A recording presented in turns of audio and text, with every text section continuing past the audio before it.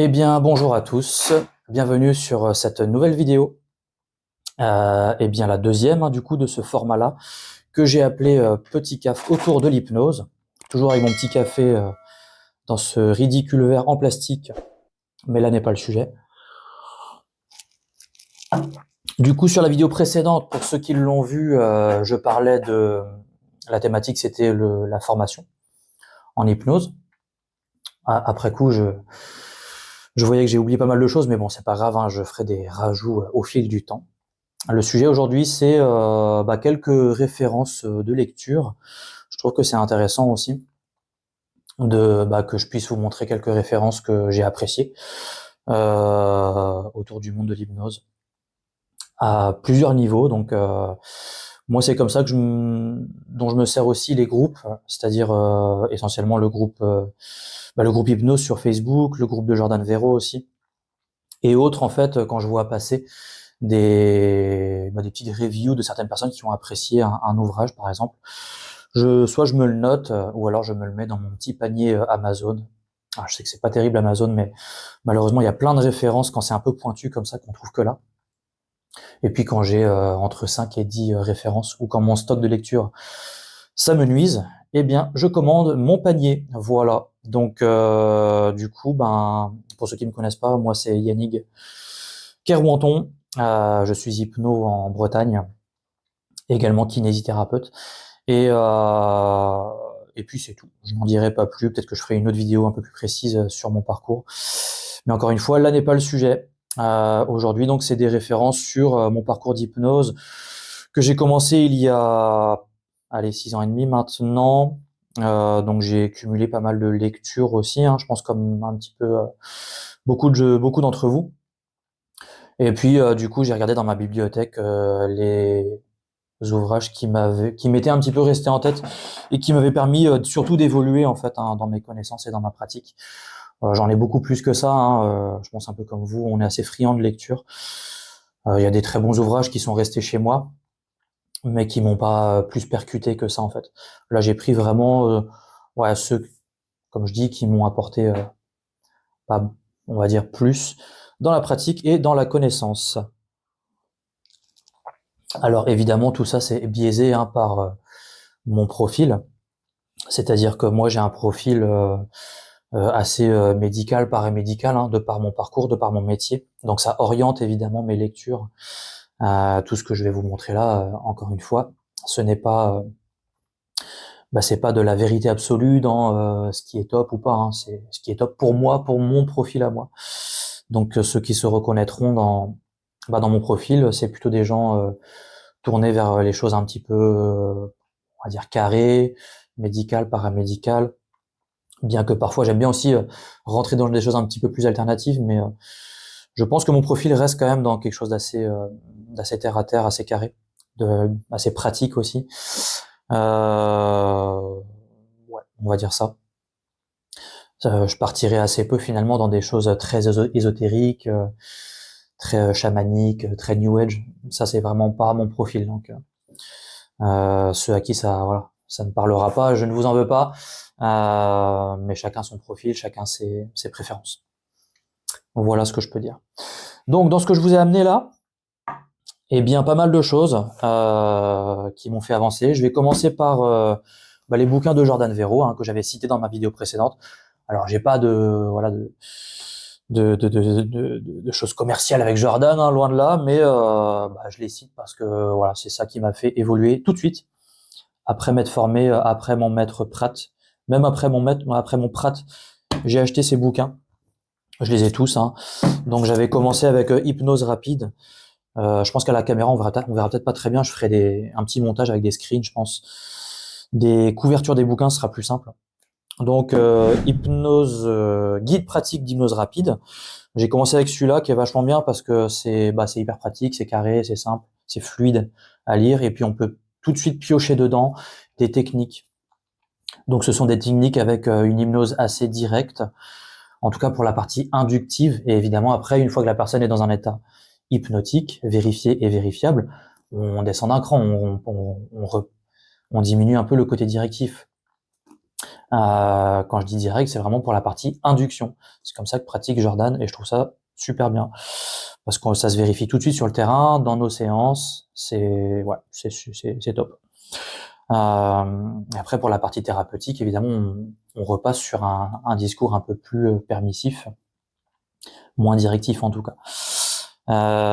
Donc celui-là vachement bien, qu'il a revu un petit peu sur son tout dernier bouquin, qui est l'induction en hypnose. En fait, où je pense qu'il s'est rendu compte que là, c'était peut-être un petit peu complexe, dans le sens où il y a énormément de choses. Et là, il a un petit peu plus décortiqué pas à pas pour nous accompagner sur 3 inductions. Me semble-t-il que c'est 3, où vraiment c'est décortiqué et il nous prend par la main pour qu'à la fin, on puisse vraiment savoir exactement ce qu'on est en train de faire dans les 3 inductions décortiquées ici. Donc moi, je conseille quand même d'avoir les 2, parce qu'une fois qu'on a compris celui-là, du coup, on comprend peut-être un petit peu mieux aussi ce qu'il avait voulu faire dans Guide pratique d'hypnose rapide à travers toutes les briques. Et là, on peut du coup repiocher plein d'autres inductions. Donc ça, je dirais des références pour vraiment la pratique inductive. Ça, top. Ensuite, les formations qui vont avec, c'est pas mal aussi. Et puis, une fois que la personne est en transe, entre guillemets, c'est là qu'on commence à faire la thérapie, la partie thérapeutique, qu'on appelle dans nos formations le plateau thérapeutique. Et du coup, l'autre référence chez Jordan, ça va être hypnose, les leviers de changement. C'est là où on se dit, qu'est-ce qu'on fait une fois que la personne est en transe, quoi, concrètement, à travers son système de trajet. L'acronyme trajet, T-R-A-J-E-T, qui est sympathique aussi pour savoir où on va. Moi, je m'en étais servi un petit peu au début, un petit peu moins maintenant. J'aime bien maintenant travailler au feeling. Donc, je dirais, chez Jordan, j'ai beaucoup pris dans la partie induction, un petit peu moins dans la partie levier de changement. Mais malgré tout, ça donne quand même un trajet, quoi, un guide à suivre dans qu'est-ce qu'on fait selon la problématique de la personne. Voilà, donc trajet, c'est T, c'est le temps, R, c'est la réalité, J, c'est jugement, A, c'est attente, E, c'est émotion, S, solution inefficace. Bon, ceux qui l'ont pas lu, ça leur parlera pas, mais c'est un acronyme en tout cas pour avoir une trame à suivre. Très intéressant aussi. Je pense qu'un jour, j'irai peut-être faire cette formation-là, mais vraiment pas tout de suite. J'ai d'autres formations en tête déjà. Lorsque je retournerai chez Géraud, ce sera plutôt pour l'EFT d'ailleurs. Donc trois super références sur Amazon, chez Jordan.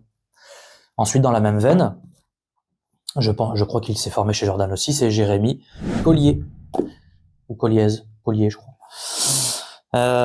C'est exactement la même veine.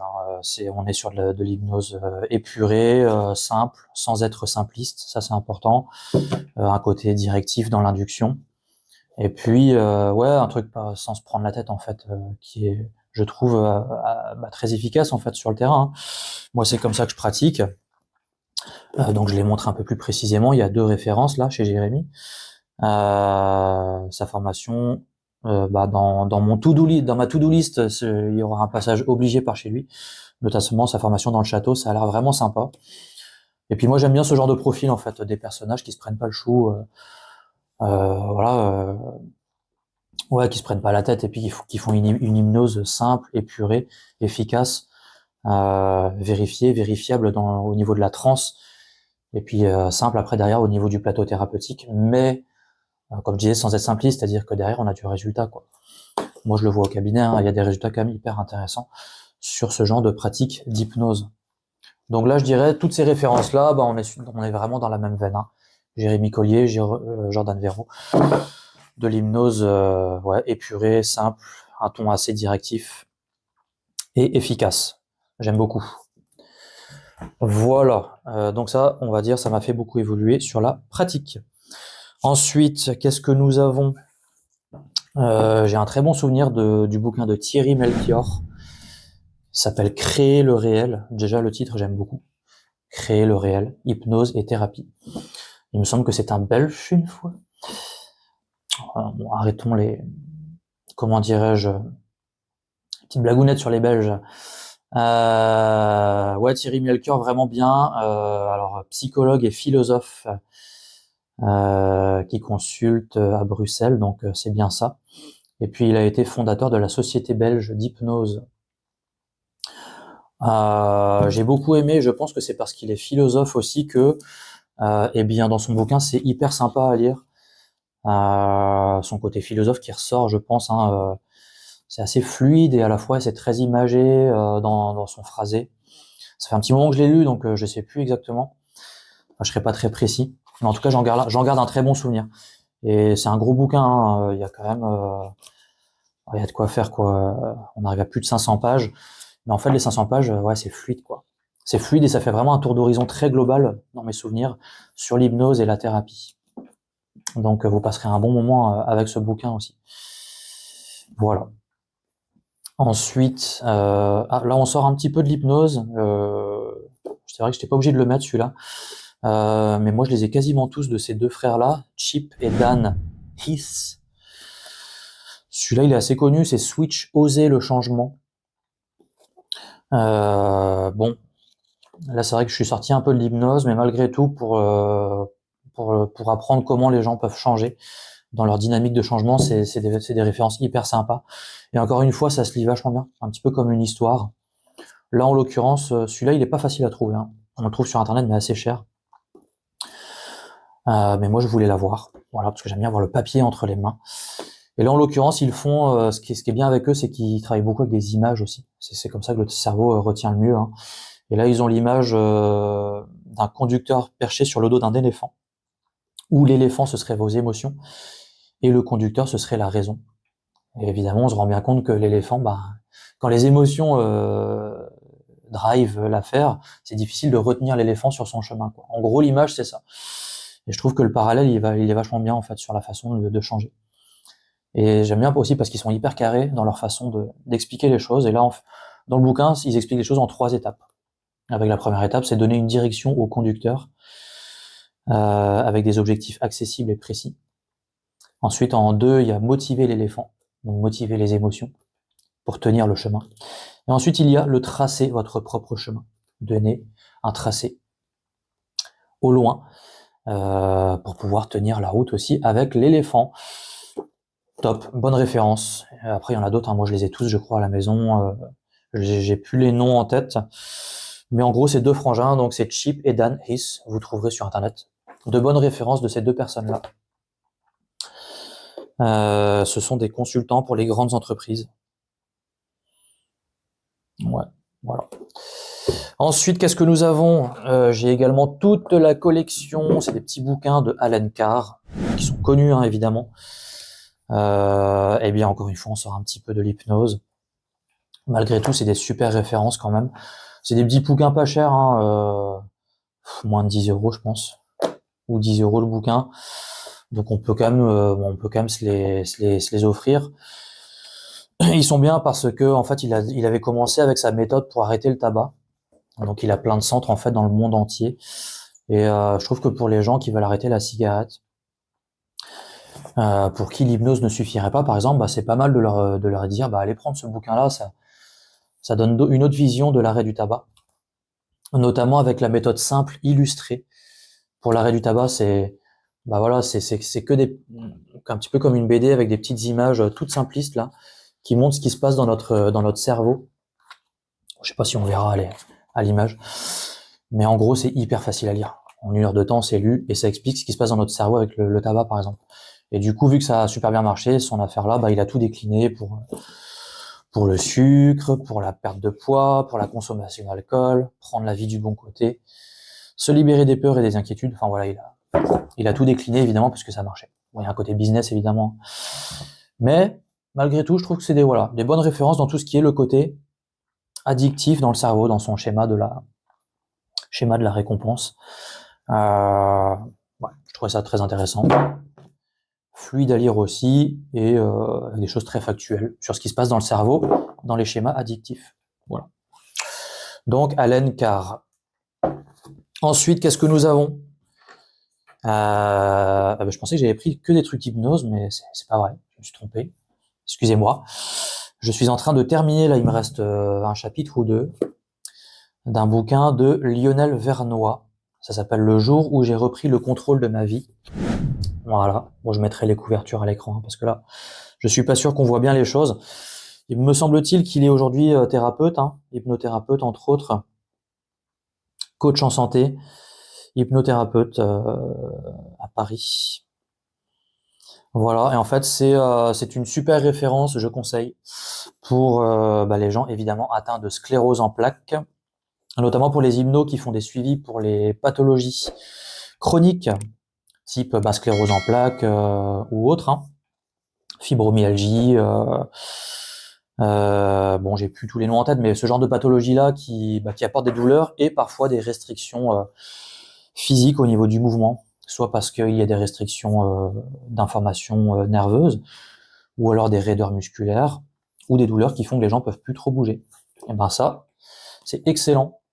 Donc, puisqu'en fait, il retrace son parcours à lui, où il a été diagnostiqué en sclérose en plaques, et il explique comment, à travers notamment la programmation neurolinguistique, la danse des 5 rythmes, et puis la gestion du sommeil par les siestes, il explique concrètement en fait ce que ça lui a apporté jusqu'à avoir une rémission de sa pathologie. Alors que ça, normalement, les scléroses en plaques, vous le savez, c'est un diagnostic quand même définitif où il n'y a pas de rémission possible, quoi. Lui, malgré tout, il y arrive. Bon, il me reste 2 chapitres à lire, donc je sais pas trop ce qui se passe à la fin, mais bon, j'imagine que ça va toujours dans le bon sens. Et j'aime bien parce que c'est pareil, c'est fluide à lire et ça part de son expérience à lui. On part pas dans tous les sens, dans des choses complètement farfelues, ésotériques ou que sais-je. Non, là vraiment, c'est du concret, avec de la thérapie et comment il s'est appliqué à détecter en lui ce qui se passait pour pouvoir contrer les emballements de sa pathologie, jusqu'à en sortir finalement. Tout en ayant un respect, je trouve, du milieu médical. À aucun moment il dit non, faut arrêter les médicaments, faut arrêter le médical. Non, ça a son sens aussi. Mais c'est juste que peut-être à un moment donné, il est possible, par la psyché, de se sortir de ce schéma-là. C'est ce que lui a réussi à faire. Donc moi, clairement, lorsque je verrai des gens dans ces cas-là, je vais leur donner cette référence-là, parce que c'est super. Donc super joli parcours. Je ne sais pas si Lionel Vernois est dans le groupe Hypnose, mais s'il est dedans, félicitations à lui.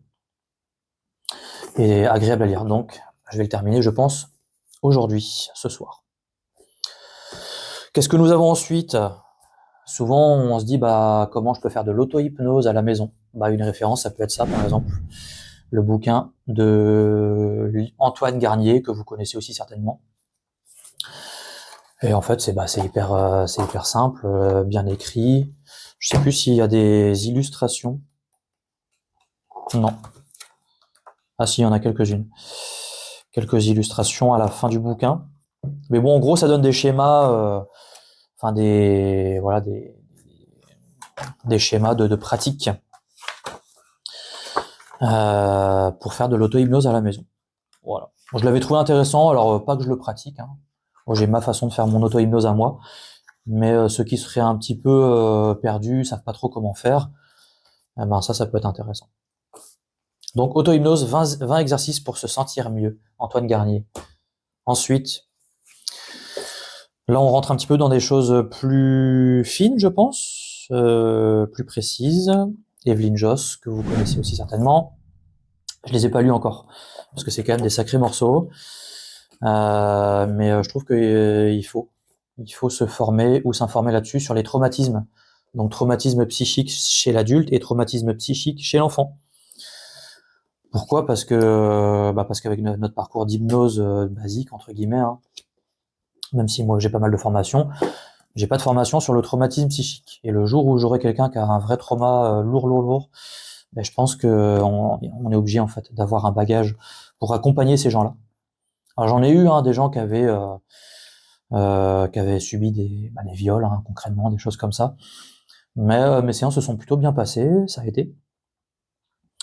Mais j'imagine qu'un jour, ça se passera pas non plus forcément nickel, ou je serai un peu démuni parce que le cas traumatique sera trop lourd, quoi. Ou des syndromes post-traumatiques suite à, je sais pas moi, avoir été sur un terrain de guerre ou que sais-je. Je pense qu'il faut simplement qu'on se forme. Donc c'est une formation que j'aimerais bien faire, peut-être en distanciel, je crois qu'elle existe, ou à Paris, avec Evelyne Joss, mais en attendant, j'ai ces bouquins qu'il faut que je lise, et je pense que c'est des bonnes références. Mais encore une fois, je pense. puisque je les ai pas lus. Je pense pas trop me tromper quand même. Voilà, donc sur les traumatismes. Ensuite, j'ai un bon souvenir aussi du livre de Olivier Perrault, que vous connaissez certainement aussi, qui travaille à l'AFNH, Association française de nouvelle hypnose. Le charlatan éthique. Je l'avais acheté parce que j'aime bien le titre. Charlatan éthique, j'aime bien. Et puis parce qu'Olivier Perrault me paraît être quelqu'un de sérieux quand même dans ce qu'il fait. Et ouais, ça se lit bien, il y a beaucoup de choses dedans. Ce que j'ai beaucoup aimé dans le livre, c'est la première partie. L'historique. Parce que des fois, les historiques qu'on a, ça part un peu dans tous les sens, et celui-là, cet historique-là, je l'avais trouvé pertinent. Je trouve que ouais, ça donne un beau, joli tour d'horizon de l'hypnose. Du 15, 16, 17, 18e siècle jusqu'à aujourd'hui, avec des noms pertinents. J'ai pas tout retenu, hein, mais ouais, j'avais bien aimé cette partie-là. Et puis ensuite, après, il y a plein de choses évidemment, hein, sur les inductions et sur la thérapie que propose Olivier Perrault. La seule chose que je dirais, c'est la mise en page. Je sais pas ce qui s'est passé là, Olivier, mais je trouvais que c'était, ouais, il manquait un peu de marge, quoi. Là, l'écrit va vachement loin, je sais pas si vous le voyez, sur les pages.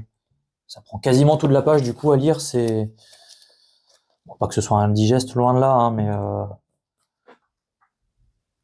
ouais, souvent les marges sont un petit peu plus importantes quand même. Ouais. Là, je trouvais que ça, ouais, les écrits prenaient trop la page, en fait. Un petit peu trop tassé. Même les chapitres, hein, y a juste un trait avec le chapitre écrit un peu plus gros. Ça fait un peu massif, en fait, mastoc à lire, quoi. C'est vraiment juste pour dire un truc, hein. Donc, voilà. J'aurais juste ça à dire pour la lecture, peut-être, il aurait fallu revoir un peu la mise en page. Mais bon, ce qui compte, c'est ce qu'il y a dedans, et ce qu'il y a dedans, bah, c'est intéressant. Donc, Charlatan éthique de Olivier Perrault. Petit caf quand même, c'est le nom de cette série de vidéos, hein. Donc moi, en tant que kiné, ben forcément, j'aborde tout ce qui est autour de la douleur. Donc j'ai bien beaucoup aimé ce bouquin de Philippe Pencalette. En plus, vu que je suis breton, Pencalette, je sais pas s'il est breton, Philippe, mais Pencalette en breton, ça veut dire tête dure. Voilà, je parle breton aussi. Donc bon, forcément, ça me parle. Et non, j'ai bien aimé parce que, bah, encore une fois, c'est assez fluide à lire, c'est simple, encore une fois, sans être simpliste, et puis surtout, c'est pratique. On peut mettre en pratique tout de suite diverses techniques pour le soulagement des douleurs chroniques. Il parle un peu des douleurs aiguës dedans. Et puis, bah, en tant que docteur aussi, il fait il fait un récapitulatif de comment fonctionne la douleur au niveau des schémas neuronaux, au niveau de qu'est-ce qu'est la différence entre le signal de la douleur, les émotions, tout ça combiné, ça apporte la souffrance. Voilà, quelle est la distinction entre ces termes-là. Il me semble qu'il y a quelques petits schémas, non? Non, il n'y a pas de schéma. Mais bah, quand je parlais de mise en page tout à l'heure, typiquement là, la mise en page, elle est sympa, quoi. C'est assez épuré, il y a des choses mises dans des encarts, dans des carrés. Voilà, des petits rappels dans des carrés, des choses écrites en gras pour se rappeler des éléments essentiels. Enfin, ça c'est cool, quoi. Les titres en gros avec un chiffre, peut-être parce que je suis visuel en fait. Donc moi, en tant que visuel, bah voilà, j'aime bien quand tout est bien séparé, fluide, on sait où on va. Donc bonne référence pour les douleurs. Donc ça s'appelle hypnose et auto-hypnose pour soulager la douleur. Ça marche avec des exercices à faire soi-même pour certains patients. C'est une référence que je vais leur mentionner. Puis moi, je peux m'en servir aussi dans ma pratique. Voilà. Ensuite, ça c'est un joli livre, bah, difficile à trouver malheureusement, d'Anthony Jacquin. L'art de l'hypnose impromptue. Voilà, ce bouquin, on le trouve maintenant essentiellement sur les boutiques de magie à 50 balles. Mais bon, les 50 balles, ça les vaut, hein, parce que clairement, moi, c'est un bouquin que je vais garder, quoi. C'est un joli livre, sympa à lire aussi, et surtout, il est illustré. Il est illustré avec des photos, en fait, qu'il a pris. des photos de lui en train de mettre en place ces séquences inductives. Voilà. Et puis Jack Quinn, c'est une référence aussi dans le monde de l'hypnose. Forcément, moi ça me parle parce que c'est un côté assez directif. Donc on peut autant s'en servir dans le cabinet que dans la rue, quoi, que dans le spectacle. C'est directif, mais un directif pas Brutus, je t'arrache le bras et je te fais tomber, non. C'est un directif un peu subtil, un peu à la Jordan Verro finalement, ou Jérémy Collier. Je pense qu'il s'inspire un peu de ce genre de personnage-là. Donc voilà, je dirais directif subtil, bien décrit, intéressant avec des photos. Et puis en plus, c'est un joli bouquin quoi, à conserver qu'on peut relire de temps en temps. Pour ceux qui auraient 50 balles à dépenser. L'art de l'hypnose impromptue. J'ai mis celui-là aussi, alors là peut-être qu'il y aura des critiques. Pour revenir à l'hypnose un peu plus directe, un peu plus spectacle, c'est le livre de Xavier Claus, Les secrets de l'hypnose de spectacle. Alors je sais que c'est quelqu'un qui dérange un peu, parce que il a un côté justement Brutus, je t'arrache le bras et je te fais tomber par terre. Je le connais en fait, je suis allé me former chez lui dans son école à Paris, sur hypnose de spectacle niveau 1 et niveau 2. Et en fait, quand on le connaît, bon, on se rend vite compte que déjà le gars est super sympa. Et que lui, clairement, oui, c'est l'hypnose spectacle, quoi. Il y a pas photo. Ceux qui connaissent ses vidéos, il est énormément présent sur les réseaux sociaux, Insta, Facebook et TikTok. Enfin, il y a énormément d'abonnés parce que sur une minute, en fait, c'est un enchaînement, une enfilade de ce que je disais là. Je fais une grosse rupture de fou et je te fais tomber par terre avec des retenues de personnes des fois un petit peu aléatoires. Je pense que des fois c'est un petit peu chaud pour lui selon comment tombent les gens. Mais en fait il est comme ça quoi, il est vraiment cash et c'est ce qui fait aussi son succès. Hein. Et on peut pas lui enlever ça parce que des fois certains hypnos de cabinet aussi pourraient se cacher derrière une hypnose un petit peu lisse, un petit peu légère. Lui, c'est l'opposé en fait. Hein. Lui, clairement, il te met quelqu'un en transe avec des tests évidemment avant pour choper les plus réceptifs, mais ça fait pas semblant quoi. Ça fait pas dans la dentelle, comme on dirait. Et puis ça envoie des catalepsies, en veux-tu, en voilà, des hallucinations. Voilà, désolé de le dire, mais là, on est dans de l'hypnose somnambulique, taquet quoi. Et puis ce qui est sympa, c'est qu'il s'en cache pas. Donc évidemment, il a énormément d'avis négatifs en disant oui, c'est fake, t'as sélectionné tes sujets, c'est trop brutal. Bon, là-dessus, je suis un peu d'accord. Hein. Oui, c'est brutal, mais non, c'est pas fake puisqu'en fait, je l'ai vu de mes propres yeux. Puis en fait, il s'en tape, il s'en fout. Il le dit clairement. Ouais, j'ai tout le temps des commentaires, hyper négatifs, mais il s'en tape. Lui, il montre ce qu'il fait, il remplit ses salles avec ses collègues de spectacle. Voilà, et puis c'est comme ça de toute façon qu'il a raison de faire comme ça. Hein. Il y aura toujours des critiques de toute façon sur ce genre de spectacle un peu brutal. Mais malgré tout, il est assez bienveillant quand même avec les gens. Hormis, si j'étais critique, moi, c'est vraiment sur cette partie où des fois il laisse un peu tomber les gens. Je trouve, c'est un peu chaud quoi. Je pense que il peut y avoir un petit coccyx qui passe par-ci par-là de temps en temps. En tant que kiné, il peut me les emmener s'il veut. Mais non, mais après au-delà de ça, je pense que dans son spectacle, il est quand même hyper bienveillant avec les gens.